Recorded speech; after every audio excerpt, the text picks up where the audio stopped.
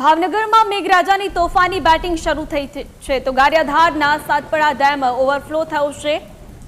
ડમરાળા, સાતપડા, દુધાળા, સારીગપુર, શિવેન્દ્રનગર સહિતના ગામોમાં ધોધમાર વરસાદ નોંધાયો છે। વરસાદના કારણે નદી નાળામાં નવા નીરની આવક થવા પામી છે। સારા વરસાદને લઈને ખેડૂતોમાં પણ ખુશીની લાગણી જોવા મળી રહી છે।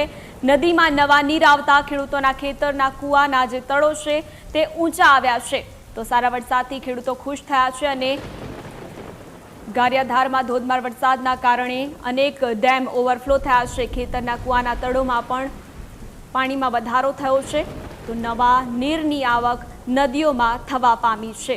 તો ભાવનગરમાં ધોધમાર વરસાદના કારણે પાણી ભરાવાના દ્રશ્યો પણ જોવા મળ્યા છે। નદી નાળા ઓવરફ્લો થયા છે તો છેલ્લા કેટલાક સમયથી વરસાદની રાહ જોવામાં આવી રહી હતી અને આખરે વરસાદ નોંધાયો છે। ભાવનગર પંથકમાં નદીમાં નવા નીરની આવક થવા પામી છે।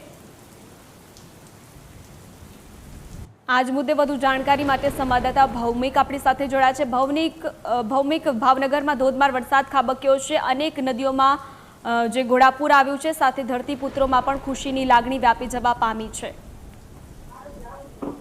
જી ચોક્કસથી જણાવી દઉં સોનલ કે ભાવનગરના ગ્રામ્યમાં ફરી એક વખત મેઘરાજાની પધરામણી થઈ છે। ત્યારે વાત કરીએ ગારિયાધાર તાલુકાના સાતપડા ગામમાં ઉપરવાસમાં જે સારો વરસાદ પડી રહ્યો છે તેને લઈને ત્યાંના સ્થાનિકોમાં નદી નાળા છલકાયા છે।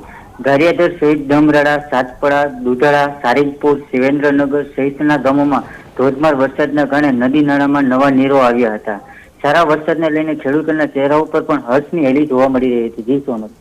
જી ભૌમિક, માહિતી બદલ આપનો આભાર।